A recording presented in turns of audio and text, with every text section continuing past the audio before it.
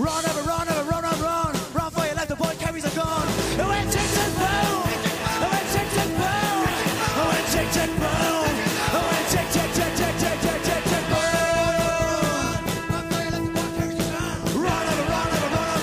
Run for your life, the boy carries a gun.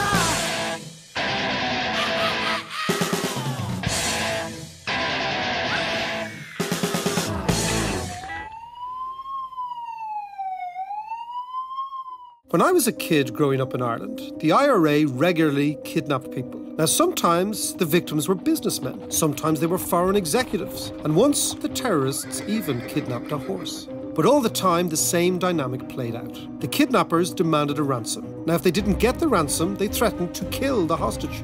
The poor embattled government was forced to have the wisdom of Solomon. Should they give in to the kidnappers? What if the kidnappers were bluffing? And could they be counter-bluffed? And what if the kidnappers did kill the hostage anyway, as they had done before? The army counter-argued that they could catch the terrorists in a shootout and get the hostage back by force. Unfortunately, the credibility of this line of attack was smashed to smithereens when in one of the most memorable shootouts between the IRA and the Irish Army, the terrorists walked straight through the army and police lines dressed as what? Yes, you guessed it, Irish policemen. Kidnappings were, if not quite part of growing up in Ireland in the 70s and 80s, at least something that happened in our country. And if you were brought up in another, more normal country, this was something that happened in other places. Unfortunately, in Ireland, it happened to us at home. Thankfully, this is a thing of the past. But fast forward to today, and we have a new kidnapping situation. Except today's kidnappers don't wear balaclavas and carry armalites. These days, they wear Prada suits and carry expensive luggage. They are not revolutionaries steeped in Marxism and the rhetoric of the liberation struggle. Today's kidnappers are fully paid up members of the establishment, deploying the language of meritocracy. Their clandestine messages are not posted to TV stations using secret code words only recognised by the army and journalists in the know. Today's kidnappers are caked in studio makeup, the odd facelift, and speak openly without fear of retribution on the Squawk Box, CNBC, or the Financial Times.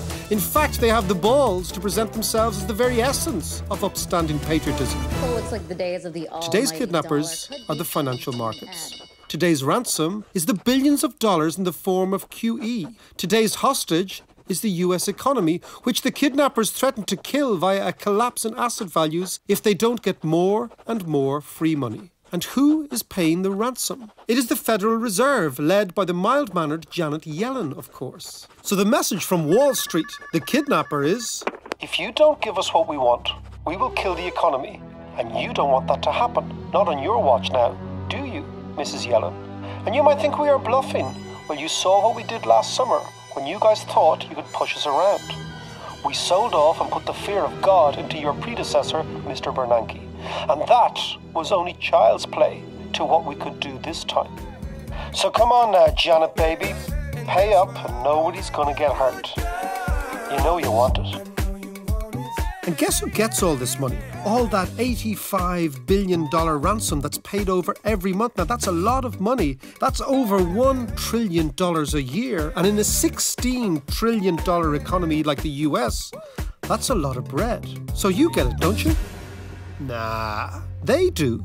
The kidnappers get the cash. Of course they do. The money goes into the banks and doesn't find its way down to the working man. Don't be so silly. It drives up asset prices. And guess who owns all the assets? Why? The rich guys, of course. An increase in asset prices, as opposed to increase in wages, that's what makes rich people even richer. So don't get us wrong, we at Punk Economics, we believe in competition and trying to do our best. But this isn't the market in operation. It's old-fashioned extortion. When we were kids in Ireland, our parents used to tell us that our democracy should never negotiate with the kidnappers. And we'd asked why. Because, little man, our dads might tell us, if you pay these bad guys once, they'll kidnap again and be back for more. So welcome to the weird world of QE to infinity.